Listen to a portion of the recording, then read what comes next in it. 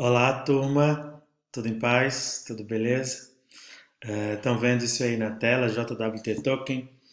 Pois é, esse aí vai ser o nosso assunto dos nossos próximos vídeos. É um assunto bastante complicado e trabalhoso, né? Certamente numa aplicação e num framework, essa é uma área que é bem delicada, né? Bem delicada no sentido de que ela envolve muitos passos e artefatos para que tudo funcione bem, beleza? Só enfim, você não está entendendo isso, nós vamos tratar a partir de hoje, a partir dessa aula, pelos próximos 3 ou 4 vídeos, sobre esse processo de identificação do usuário, né? Desde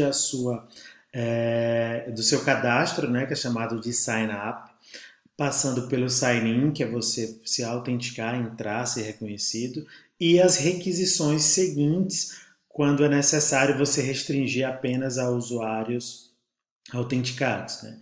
Então tem uma série de termos associados a todo esse processo, e tudo isso é fundamental para uma aplicação do mundo real.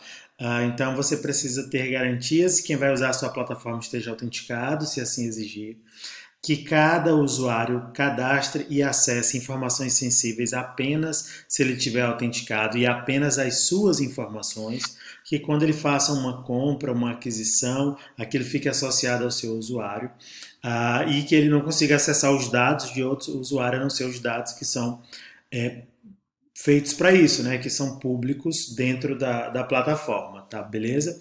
A gente está fazendo essa série de vídeos, você que está chegando agora, utilizando o Framework Fast API, que é um framework do mundo Python, especializado, destinado para a construção de APIs, que é justamente o que a gente está fazendo nesse micro curso, tá bom? Como eu disse para vocês, é uma parte muito trabalhosa mesmo, né?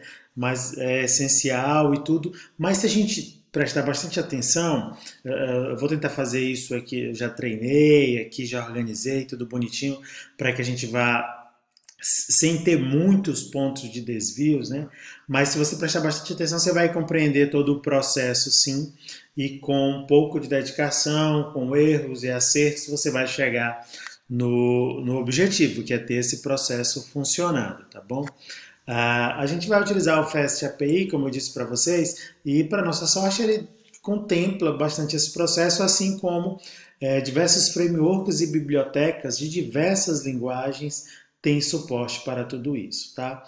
Só para deixar claro aqui essas duas palavras, né, que pode não ser comum para você, autenticação versus autorização. Autenticação é você garantir a identidade do usuário, tá bom? Significa isso. Então, é você ter certeza que o usuário é aquele mesmo. Então, o básico que a gente faz aqui é um processo de login por meio de usuário e senha, onde o usuário comprova que ele é o dono de determinada conta na sua plataforma, no seu site. Já a autorização é o processo de você, uma vez identificado o usuário ou não, mas você saber quais recursos ele pode ter acesso. Desde o usuário não autenticado, ou seja, o que é possível ver não estando autenticado. E estando autenticado, quais são as informações que ele pode acessar e quais ele não pode acessar. Geralmente ele pode acessar as suas informações, né? E não pode acessar informações de outro usuário, como as informações cadastrais também, beleza? Então isso tem bastante impacto para a gente compreender o papel disso tudo.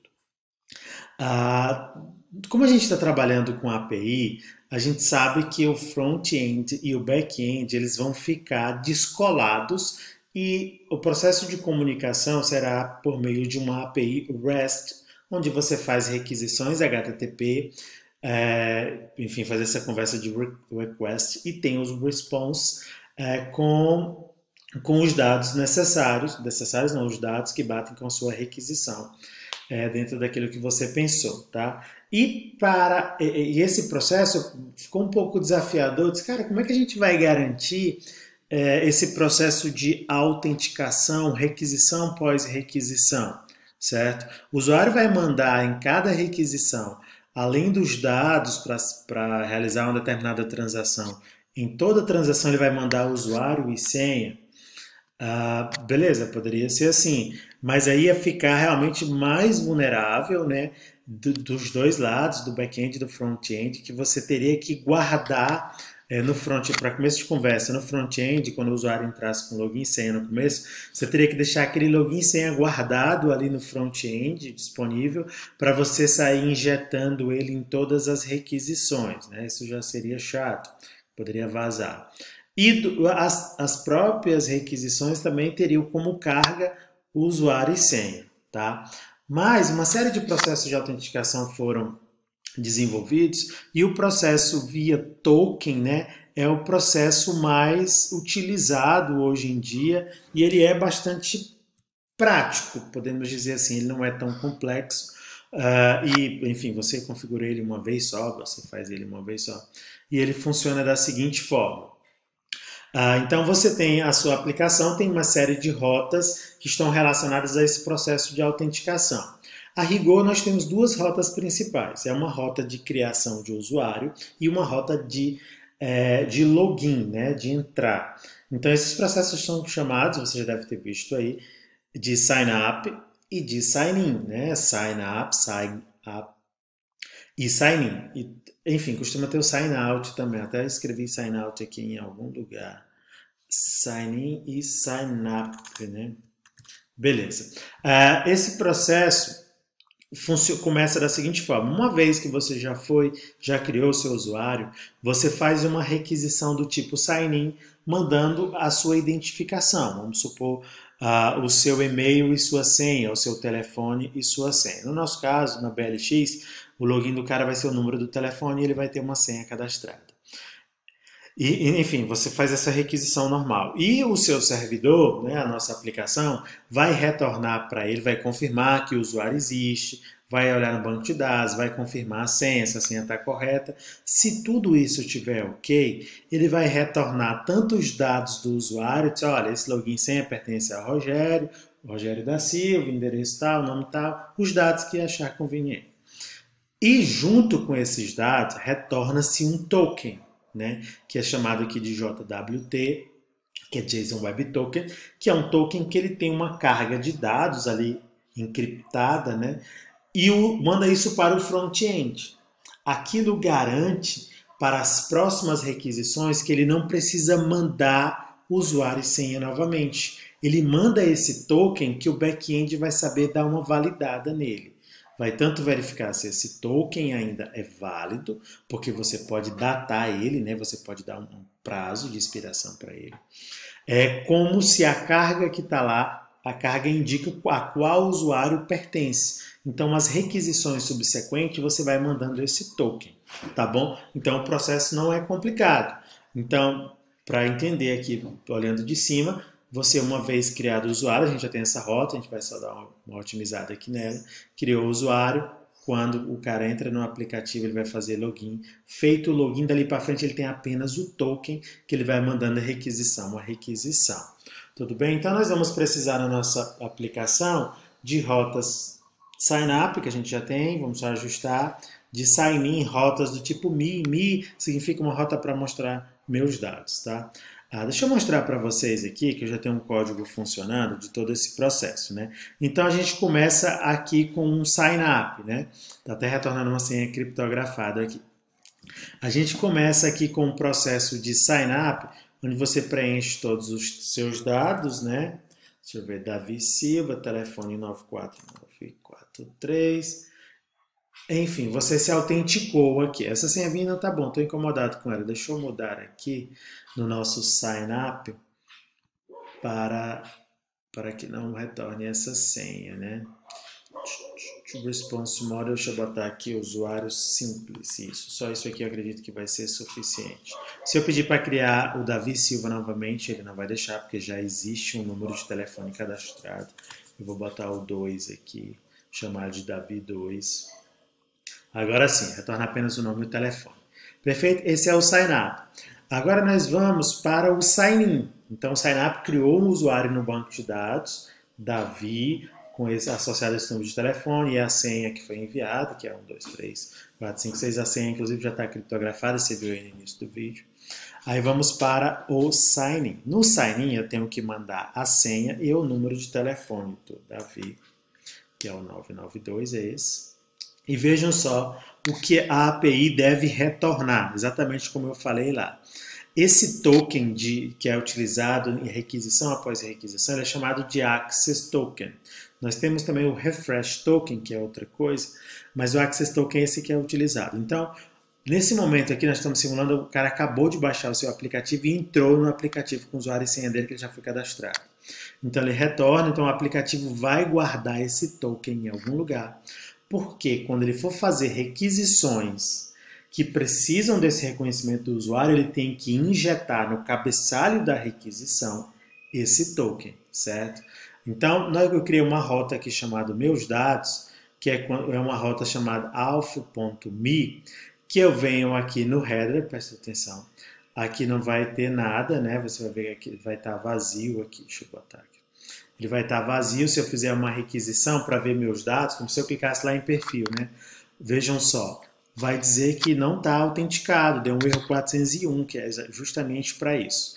Então a gente precisa incluir no cabeçalho, header é cabeçalho, a gente precisa incluir o token, conforme foi dito aqui nessa figura, nas requisições, depois que você fez esse processo, em todas as requisições dali para frente, você precisa mandar esse seu JWT para que a sua API saiba que é você e possa filtrar seus dados adequadamente, certo? Então, desta forma vai ficar tudo bacana, né? Ninguém vai conseguir ver os pedidos de vendas de outro usuário, por exemplo, na BLX, porque não adianta ele botar ID de usuário nem nada não, o que vai valer é qual usuário está autenticado. Quando ele for fazer um pedido, ele não precisa dizer para qual usuário vai ser para o usuário que está logado, tá? Então, automaticamente a gente lá no back-end vai conseguir, a partir desse token, saber em requisição após requisição qual usuário fez aquele pedido. O usuário, com esse web token, pediu as vendas dele. Aí você pega o usuário, vai no banco de dados, pega as vendas, pega os pedidos, que são as compras. Você não vai conseguir ver dados de outro usuário, tá bom? Vamos lá aqui. Então eu preciso incluir aqui no cabeçalho uma entrada do tipo authorization, né? E aqui a gente utiliza essa palavra bear, e bota o token aqui, certo? Onde eu botei essa palavra token. Se eu fazer uma requisição aqui vai dar errado, porque o token é inválido, certo? Então o token ele é representativo, ele é uma carga de dados mesmo. Então esse token que veio do sign-in, o cara vai copiar ele, na verdade o back-end vai armazenar ele lá em algum lugar, aqui no nosso caso a gente vai copiar ele, e vai mandar desta forma no cabeçalho. Vamos ver se está tudo ok. Se não tiver ok, ele vai dizer aqui. E sim, deu certo para ver os dados. Olha, veja, essa é uma rota autenticada e para que você consiga ver os dados, você tem que mandar o token. Se eu não mandar o token, eu vou desmarcar aqui, significa tá aqui, mas não vai mandar, né? Ele vai dar um erro de autenticação, certo? Então nós vamos poder ter diversas rotas, as nossas rotas que já existem aqui. A gente vai verificar isso em próximas aulas. Quais precisam do usuário estar autenticado e quais não. E vai ser necessário o cara incluir o token para que ele possa ver seus pedidos, para que ele possa realizar pedidos, coisas desse tipo. Tá bom, gente? Então, espero que o processo tenha ficado claro e nos vídeos subsequentes a gente vai fazer tudo isso, tá? Então, eu tirei aqui já, vocês viram que está implementado, né? Vou já mudar aqui o Brent do código para que a gente possa fazer tudo junto novamente aqui. A estrutura do nosso projeto vai ser essa, então a gente vai precisar incluir as rotas de autenticação, né, que é aquele nosso arquivo rotas do usuário. A gente vai precisar de 2 provedores aqui, um provedor de token, né, para gerar esses tokens que vocês viram ali. Então existem bibliotecas, todo framework, toda linguagem costuma ter uma biblioteca para auxiliar você a criar o token e uma biblioteca também de criptografia hash, né? Hash é quando você pega um texto plano, qualquer, uma palavra, e você gera um código supostamente aleatório associado àquele texto plano. Não tem volta, né? Você não consegue decriptografar, voltar. Mas se você gerar um novo hash daquele mesmo texto plano, é para dar igual. Então isso é bastante útil para senhas. Independente do processo JWT, a gente sempre deve guardar as senhas na forma de hash. Se vocês olharem aqui o nosso banco de dados, olha como as senhas estão cadastradas agora, né?